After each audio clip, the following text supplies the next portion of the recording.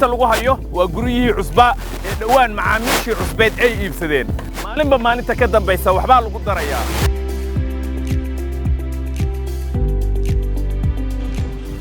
sida muuqaalkaasi aad daawanayseen ka muuqda bishii September sanadkii la soo dhaafay dhismo ayaa ku socday guryahan ku yaala xaafadda Amal Village ee duleedka magaalada Garowe sanad kadib waxaan dhex taagnahay guryihii oo la dhameeyay kuwa kalena muddo kooban ayaa ka dhiman in la dhameystiro laguna soo guuro muuqaalkaasi wuxuu tilmaan cad ka bixinayaa sida shirkadda Amal ay u doonayso xawligana ay ugu wado dhameystirka guryihii ay u ballan qaaday macaamiishii ay ka iibisay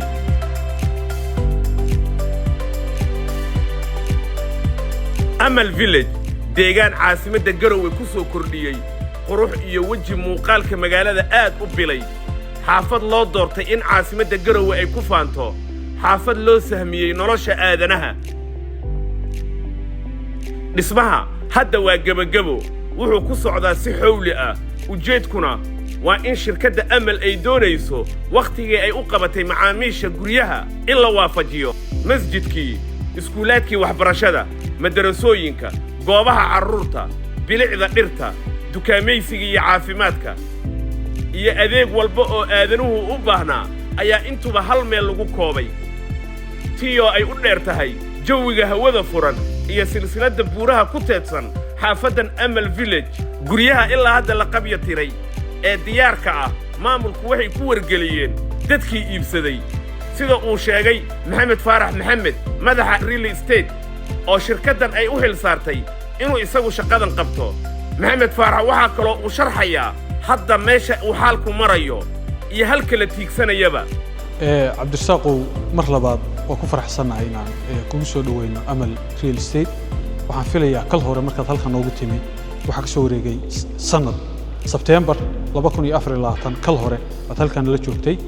maantana waa September 2025 aad iyo aad baan ugu faraxsanahay runtii muddada sanadka waad soo aragtay farqiga weyn ee u dhaxeeya xaafadii iyo progress ka dhacay project progress-ka iyo meesha ay marayso shaqadu runtii guud ahaan face-ka koowaad waxaan ugu talagalnay 200 guri inaan dhisno runtii hadda almost boqolkiiba 80 wax ku dhow baa dhismay guriyihii dadkii client-ga ay gatay ama macaamiishii guryaha naga gatay waxaan ugu talagalnay in ay waqtigii lala ballamay guryahooda ay helaan oo qorshuhu yahay inay gabagaba hadda marayaan oo finish stage-ka ay joogaan qaybtooda la dhammaystiray qaybtoodna hadda dhammaadeen qaybtoodna almost looba diyaariyayba inay la wareegaan kuwana ay ku daba jiraan waxaan ugu talagalnay marka dadkaasi oo aan hadba siinaa xogta guryuhu meesha ay marayaan projecti inta shaqada laga qabtay matalan ba waxa weey guriga marka ugu horeyso bilaabidiisa ah marka dhexo structure-ka ah iyo marka ugu dambeeyo finish stage-ka la marayo ayaan siinaa xogtaas tayada guryaha iyo qalabka la geliyay waa amuurta soo jiidatay dad badan oo kumanaan kun oo dollar guryo kala baxay oo halkan ka iibsaday injineer Saciidullah Khan wuxuu sanado badan Garowe u joogay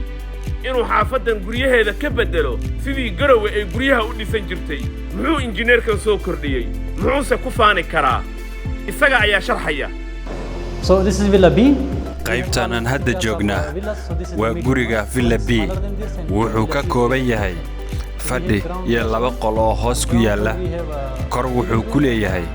3 qol oo isugu jira jiif iyo fadhi guryaha waxa ugu weyn guriga loo yaqaan Villa C waa guriga ugu weyn guryaha like we have all the modern lifestyle facilities electricity water supply sewerage system and boundary wall outside we have sitting area and even we have service quarter for the major utilities qurba joogta dalka ku soo noqotay ee guryaha ka iibsaday xaafaddan Amal Village maxaa ajabiyay maxayse arkeen markii ay la macaamileen maamulka Amal waxaan ka meedahay macaamiisha guryaha ka gadatay Amal Village marka waxaan ka qaatay guri 4 qol ka kooban ma sha Allah 3 musqulaad 4 qol jikadiisii baakinadiisii 2 baakin marka waxaan ku qancay guryaha inay ka duwan yihiin guryaha Garowe laga dhiso qaab ahaan iyo tayo ahaan iyo qurux ahaanba aadna ii soo jiistay waayo waxayba matalaan ama kuwa qurux badan yahaan aragtidayda qurbihii aanu ka nimi aan joogay oo kale sida aan dalka Australia ka imi marka run ahaantii aad bay uga qurux badan yihiin macaamilkana aad bay ila macaamilkoodana aad baan u jeclaaday waxay lacagta sida loo bixinayo qaabka loo bixinayo laba qaab baa loo bixinayaa qaab la yiraahdo cash payment oo ah inaad markii hore boqolkiiba 50 guriga qiimihiisa aad bixiso 6 bilood kadibna aad bixinayso boqolkiiba 30 furaha markii lagu wareejinayo guriga u dhamaanayana in uu bixinayso boqolkiiba 20 ka haray muddo sanadana ay ku dhamaanayso lacag bixinta iyo qaabka ay macaamiisha u iibsanayso intuba waa mid xusideeda mudan kasakow xaafadan Amal Village waxaa sidoo kale shirkadda dhismaha ee Amal ay Garowe ka wadaa dhismooyin ganacsi iyo deegaanba isugu jira kuwa gacanta lagu hayo iyo kuwa la dhamaystirayba taasoo micnaheedu ay tahay in shirkadda marka laga soo tago xaafadan Amal Village ay si gooni ah dadkana ugu dhisto hadba nooca guryaha ay doonayaan waa kan injineer sharxaya shaqadaasi ay shirkadda Amal ka wado gudaha caasimadda Garowe Amal Real Estate kaliya kuma eka inay dhisto xaafadda Amal Village ee ka wado duleedka magaalada Garowe sidoo kale shirkadda Amal Real Estate waxay fulisaa oo ay dhistaa oo ay naqshadaysaa mashaariicda ay macaamiisheedu ka soo dalbadaan sida guryaha deegaanka dhismayaasha ganacsiga dabaqyada hoteelada apartmentska iyo wixii kastoo la halmaala dhismo muhiim ah sidoo kale Amal Real Estate waxay dhistaa oo ay fulisaa mashaariicda dawladda sida wadooyinka iyo kuwa hay'adaha internationalka ah intaas kadib maanta waxaan taaganahay guri deegaan ah oo ay shirkadda Amal Real Estate xariga ka jarayso oo ay dhamaysay runtii gurigan waa guri naqshad khaas ah loo sameeyay macaamil ka mid macaamiishan ayaa naga cusubay naqshad inaan u sameeyno kadib aan u dhisno naqshad waa u sameeynay waana u dhisnay runtii waxaan ugu dhisnay quality aad u sareeya iyo naqshad heer sare ah guriga wuxuu ka kooban yahay 3 qol jiif ah iyo qol fadhi ah wuxuu leeyahay facility kasta oo guri casri ah uu leeyahay quality-giisa runtii waa xasleeyahay waa quality ugu sareeya dhisme ee Soomaaliya laga fuliyo maadaama wax kasta oo galay sida bulkeetiga interlocka iyo wax kasta albaabada wax kasta la halmaala gurigan galay inay yihiin